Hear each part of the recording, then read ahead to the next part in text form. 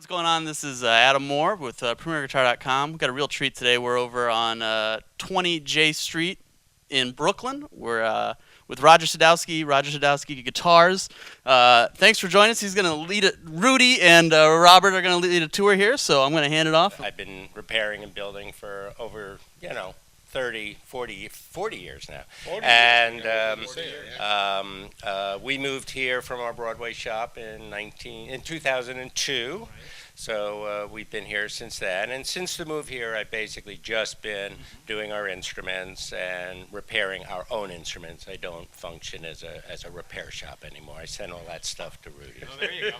Okay. So why don't you give us a little tour Sure. of your place and tell us a little about the instruments that you make. This functions as our showroom, sound room. About half of our monthly production is filling instrument orders, billing to order, and the other half are instruments we build for our own inventory that goes on our website for people who want to have an impulse buy. Right, so okay. You want to maybe show us some of the types of instruments that you make? Unfortunately, I'm sold out of guitars right now. Convenient. We have actually 2 guitars out being photographed right now, and 1 guitar I can show you we're getting ready to pack up. Okay. But we're literally sold out on our solid bodies. These are my Archtops, and I started the Archtop project in 2003 with Jim Hall, with the Jim Hall signature model. Right. And then we have the Jimmy Bruno model. I have a semi-hollow in 2 versions, one with a Bigsby. And then we have our newest, this is an LS17, which I designed to appeal to basically the L5 diehards in that it's got a 17-inch body and a 25.5-inch scale.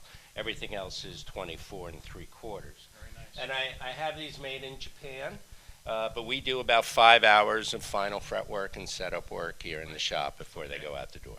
Absolutely gorgeous. Well, thank you. These are what, 16 inches? This Bruno? is 16, this is 17. These are 14 3/4. Wow, may I see it, Roger? Yeah, of course. It looks like it's such a beautiful guitar, man. And it's all laminate. My whole approach is 5-ply maple laminate construction. I'm building these primarily to be optimized for playing through an amp. Right. So my whole niche is laminate construction on the Archtop. Most people don't know that even Jimmy D'Acquisto, Right. he has those centuras made at the end. Well, when Yeah, I did the Jim Hall, Jim was playing a laminate D'Acquisto. Because I think it's playing one of the shops today. I can't remember which it was a factory. When you make a guitar with a pickup like this, you don't want the tap to resonance a lot. Right. Because what happens, you get a tremendous amount of feedback, which you don't need in this particular guitar. Well, that's why a lot of L5 players prefer the 2 humbucker model, even if they only use the neck pickup, because that second humbucker deadens the top, and it's less prone to feedback. No, it's absolutely great idea. Roger, I never get to see them, but now I'm telling you, you're doing a beautiful job. Thank you. I love the finishings. I think they are beautiful. I love the details here. I think it is an amazing guitar. You get a lot of calls for this one? Absolutely. We're pedaling as fast as we can. And I know how much a lover you are of Archtops and the heritage of Archtops, so I appreciate what you're saying very much. No, absolutely. I love them. And tell me something about this one. Same concept?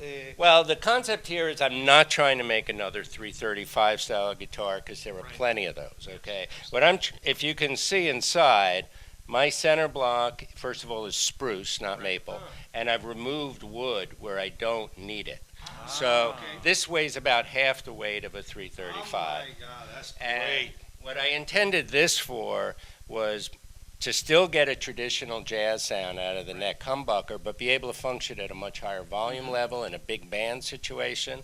And the versatility of the second pickup makes it good for blues rock and a lot of other stuff as well. But I'm not trying to make another 335. The world doesn't need another 335. Absolutely. It's absolutely amazing, Robert and Roger. I think they are stunning. I love that one with the big Thank you. also. On the smaller body guitars, I do mahogany necks to give them a little more warmth And on the two larger ones, I still do maple necks. Very nice, very nice. So when we move on now, you Yeah, have the your bases. famous basses here. Maybe you can tell us a little about your Yeah, this is preamp all- that you're well known for and your Absolutely. electronics. These are all representative of the models we make here in Brooklyn. I probably still make more 4-strings than a lot of my peers do. So we're about 50-50 between 4-string production and Right. 5-string.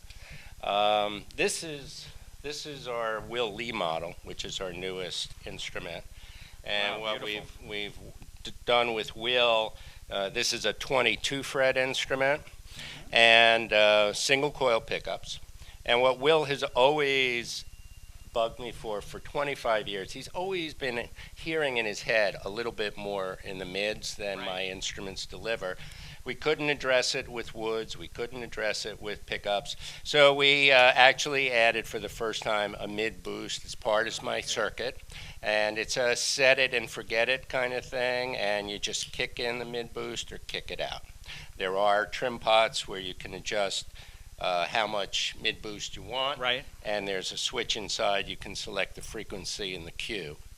But my basic preamp has always been a 2-band. And so our basic approach has always been a treble boost and a bass boost. Right. We don't do cut.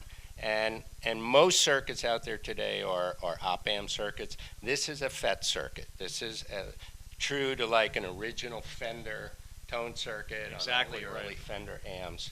And that's what I've always done. And we still use a vintage style passive tone in addition. So you have master volume, pan, vintage tone with a bypass for the preamp, and then a treble boost and a bass boost. Very nice. The other thing we have started doing, I started out as an acoustic maker in '72, flat tops, and I always have preferred lighter weight, more acoustically resonant instruments. So all of our bodies are chambered now. About 5 years ago, I was running into basses of mine that were just heavier than I wanted them to be. And so we now chamber all of our bodies, whether they have a fancy top or not, they're chambered on the inside. Very nice. Up a Brazilian rosewood, That's absolutely amazing. you know, quilt maple, flame spalt. Very, very Beautiful nice. finishing. I mean, Thank you. really rich and not too thick. I mean, No, very I nice. really Yeah, like the yeah. finishes, you know that.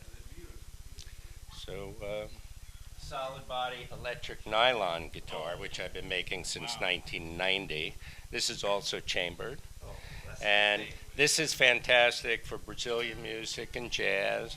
In Brazil, I have Javan and Gilberto Gil playing it. In the States, Rittenauer and Earl Klug. And so it's just a great guitar for Brazilian and fingerstyle jazz. And even pick jazz, you know, a touch of reverb. And the first 2 guitars I made of these in 1990 actually went to Keith Richards, who used them on the Steel Wheels tour. Yeah, there's the photo of Keith great. using it. Yes, absolutely. So you might want to pan over to that.